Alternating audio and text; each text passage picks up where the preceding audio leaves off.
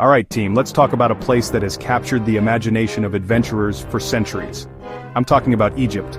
Just saying the name conjures up images of giant pyramids piercing the sky, golden treasures hidden in dusty tombs, mysterious hieroglyphs telling stories of powerful pharaohs.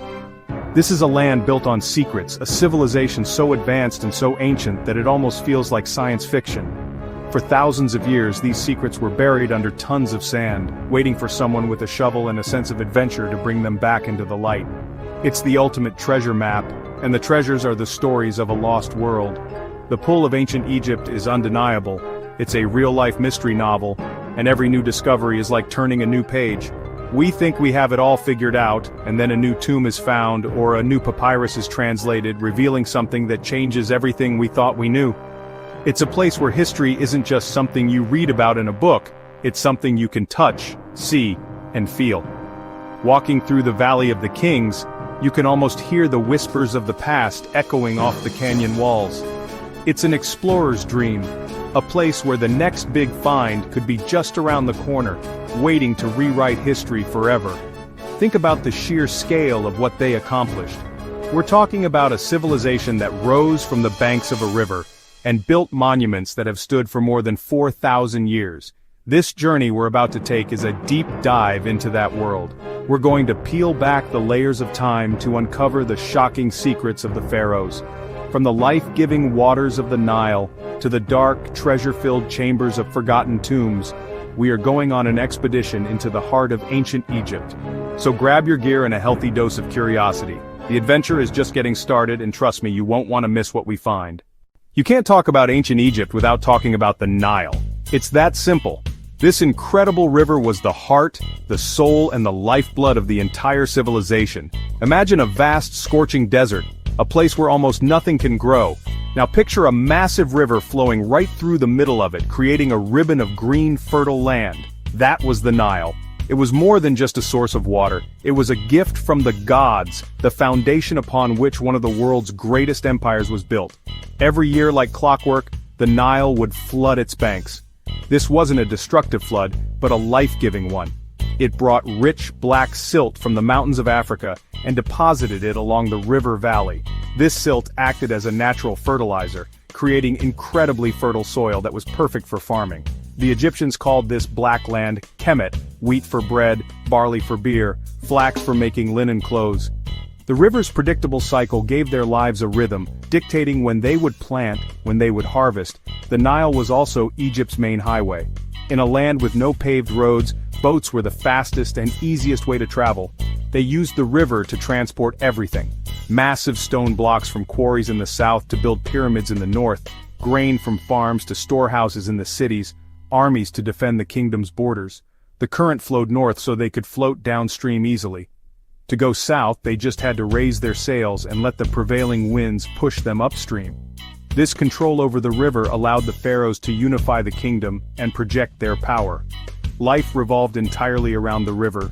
It provided fish to eat and papyrus reeds from its marshes, which they ingeniously turned into paper, boats, sandals, and ropes. But the Nile could also be a source of danger. A flood that was too low meant less fertile soil and potential famine.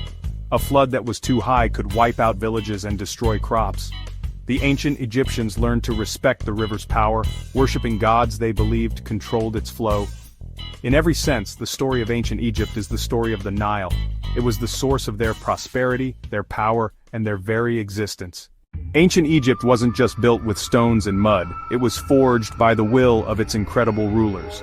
We're talking about the pharaohs, who were seen as more than just kings. They were living gods on earth. They held absolute power, and their job was to maintain Ma'at, the divine order and balance of the universe.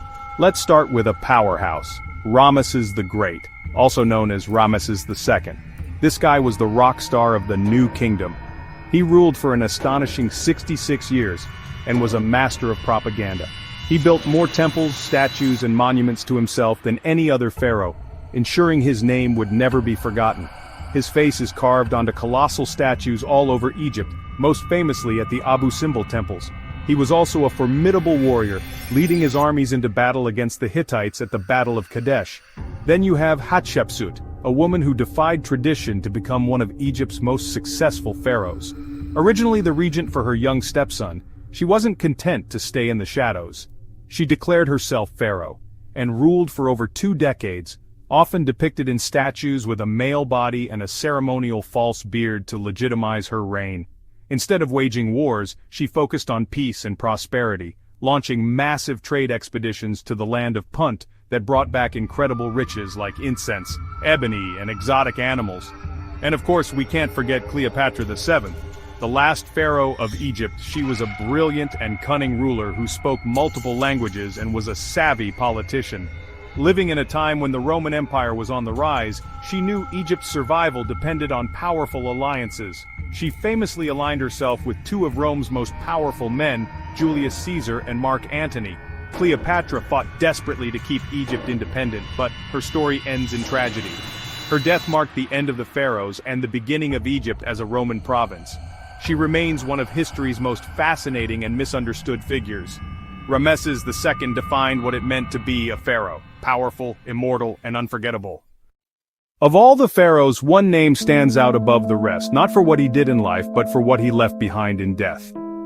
I'm talking about Tutankhamun, the boy king. He took the throne when he was just 9 years old and died around the age of 19. In the grand scheme of Egyptian history, his reign was short and relatively unimportant.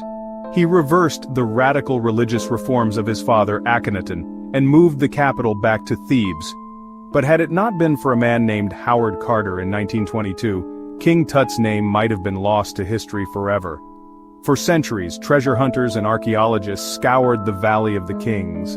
By the early 1900s, most experts believed the valley had given up all its secrets, but Howard Carter was obsessed with finding one last, undiscovered tomb, that of the mysterious Tutankhamun. After years of searching with funding from his patron, Lord Carnarvon, Carter was on the verge of giving up. Then, on November 4, 1922, a worker stumbled upon a step cut into the rock. It was the beginning of a discovery that would stun the entire world and redefine our understanding of ancient Egyptian wealth. After clearing the staircase and a long corridor, Carter's team reached a sealed doorway. He chiseled a small hole, held up a candle, and peered inside. Lord Carnarvon stood behind him, anxiously asking, "Can you see anything?" Carter's famous reply was, "Yes, wonderful things." What he saw was a tomb packed to the ceiling with treasures untouched for over 3,000 years. There were golden chariots, intricate furniture, statues, jewelry, ritual objects. It was the first intact royal tomb ever found. A complete time capsule of the pharaoh's journey to the afterlife. The most incredible find was still to come. Beyond the antechamber, Carter found the burial chamber itself, containing a series of nested golden shrines. Inside the last one was a stone sarcophagus. Lifting the heavy lid revealed not 1 but 3 coffins, each nested inside the other. The final coffin was made of over 240 pounds of solid gold. And inside that, finally, was the mummy of King Tutankhamun himself, his face covered by the magnificent golden death mask that has become a symbol of ancient Egypt. The sheer opulence was breathtaking and showed just how much the Egyptians invested in ensuring their pharaoh's eternal life. The ancient Egyptians had a fascinating and complex view of the afterlife. They believed death was not an end, but a transition to eternity. To make this journey, the body had to be preserved. This is where mummification comes in. Not a spooky ritual, a sacred scientific process. So the soul, the Ka, could recognize and reunite with the body. Preserving the body was the ultimate insurance for eternity. The process took about 70 days, performed by specialized priests with anatomical knowledge. First, removal of internal organs. Brain removal, a long hook through the nose, small incision on the left side to take out organs, stomach, liver, lungs, intestines. The heart stayed, center of intelligence and needed for judgment. The body was cleaned, then packed inside and out with natron. Natron drew out moisture and prevented decay. The body was left to dry in the salt for about 40 days. The removed organs were dried and stored in canopic jars. Show set of 4 canopic jars, protected by the 4 sons of Horus. Close-up, human-headed jar, Imseti. Close-up, baboon-headed jar, Hapi. Close-up, jackal-headed jar, Duamutef. Close-up, falcon-headed jar, Kebesenuef. Once dry, priests washed and anointed the body with oils. Wrapping began, hundreds of yards of linen strips, small amulets, magical charms. A final shroud was placed over the wrapped body, placed inside a coffin or a series of coffins. The mummy was ready for its funeral and the long voyage to achieve eternal life. Egyptian mythology is filled with incredible stories of gods, monsters, and magic. These weren't just bedtime stories, they explained the world around them, the rising of the sun, the flooding of the Nile, the great mystery of life and death. One of the most important and enduring of these myths is the story of Osiris and his devoted wife Isis. This tale of love, betrayal, and resurrection formed the very core of their beliefs about kingship and the afterlife. Osiris was a wise and benevolent king who ruled over Egypt, teaching humanity the arts of civilization and agriculture. He was beloved by all, except for his jealous brother, Set. Set, the god of chaos in the desert, coveted the throne for himself. He devised a treacherous plan to get rid of Osiris. He secretly measured Osiris's body and had a magnificent chest built to those exact dimensions. At a grand banquet, Set announced that whoever fit perfectly inside the chest could keep it as a gift. One by one, the guests tried and failed. Finally, Osiris lay down inside, and it was a perfect fit. The moment Osiris was inside, Set and his co-conspirators slammed the lid shut, sealed it with molten lead, and threw the chest into the Nile River. The chest floated out to sea and eventually washed ashore in a foreign land where a magical tree grew around it.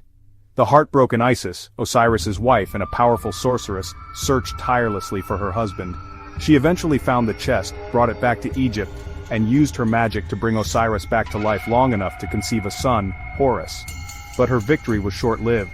Set discovered the body and in a rage he chopped Osiris into 14 pieces, scattering them all across Egypt. Undeterred, the faithful Isis along with her sister Nephthys transformed into birds and flew across the land, collecting every piece of her husband's body. She carefully reassembled him and using her powerful magic, wrapped him in linen bandages, creating the very first mummy. Although she could not bring him back to the world of the living, her ritual ensured he could be reborn as the king of the underworld. From then on, Osiris became the judge of the dead, and every pharaoh who died was believed to become one with Osiris, while his son Horus became the protector of the living pharaoh. This powerful myth explained the eternal cycle of death and rebirth that was central to Egyptian beliefs. There's no story from Egypt more sensational than the curse of the pharaohs. The legend goes like this: anyone who dares to disturb the tomb of a pharaoh will be struck down by a mysterious and deadly curse. This idea exploded into popular culture after the discovery of King Tutankhamun's tomb in 1922. Shortly after the tomb was opened, strange and unfortunate events began to happen to people associated with the expedition. It started with Lord Carnarvon, the man who funded the dig. He died a few months later from an infected mosquito bite. At the exact moment of his death, all the lights in Cairo supposedly went out. Newspapers ran wild. They fed tales of ancient magic and supernatural revenge. Soon every death, no matter how mundane, was linked to the curse. A member of the team died of a fever. Another supposedly took his own life. A visitor to the tomb died shortly after. The stories grew more elaborate, forming a powerful myth. It's the classic adventure trope, the tomb protected by a deadly trap. But is any of it true? From a scientific perspective, the curse is easy to debunk. We can look for logical explanations. An ancient sealed tomb could contain harmful mold or bacteria in the air. Disturbed, dormant pathogens could infect someone with a weak immune system. Carnarvon's death was officially blood poisoning from an infected mosquito bite nicked while shaving. Most others linked to the dig lived long lives. Howard Carter lived another 17 years after entering the tomb. So where did the idea come from? Some tombs had protective inscriptions, but they were warnings to priests, not supernatural threats to intruders. The myth likely came from a mix of factors: the public's fascination with the occult, sensationalist journalism, and a few eerie coincidences. It's a thrilling tale that adds to the mystery of these sites. Science calls it fiction, but the legend remains a spooky part of Egypt's allure. You might think that after centuries of exploration, Egypt has given up all its secrets. You'd be wrong. The truth is, we are living in a new golden age of discovery. Every year, archaeologists using cutting-edge technology are making finds that are honestly rewriting the textbooks. We're talking about satellite imagery that can spot buried structures from space, ground-penetrating radar that can see beneath the sand, and advanced DNA analysis that can reveal the family secrets of the pharaohs. One of the biggest ongoing mysteries surrounds the Great Pyramid of Giza. For thousands of years, people have wondered if there are hidden chambers inside this massive monument. In 2017, a project called Scan Pyramids used a technique involving cosmic ray particles to scan the pyramid's interior. They found evidence of a massive, previously unknown void, a hidden space at least 100 feet long, located right above the Grand Gallery. What is it? Is it a secret burial chamber? A structural feature to relieve weight? We don't know yet, but the possibility of an undiscovered room inside the last surviving wonder of the ancient world is an explorer's dream. Another hotbed of discovery is the Saqqara necropolis, the vast burial ground that served the ancient capital of Memphis. In recent years, teams have unearthed hundreds of perfectly preserved, painted wooden coffins that had been sealed for over 2,500 years. They've also found entire workshops for mummification, complete with the tools and materials used by the ancient embalmers.